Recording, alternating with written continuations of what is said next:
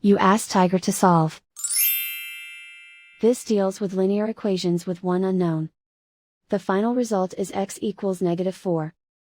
Let's solve it step by step. Simplify the expression. Find the greatest common factor of the numerator and denominator.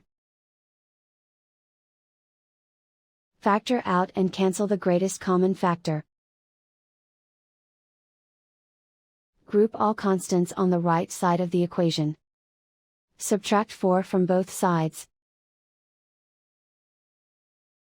Group like terms. Simplify the arithmetic.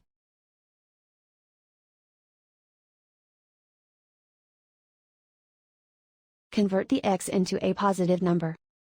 Multiply both sides by -1. Remove the ones. Simplify the arithmetic.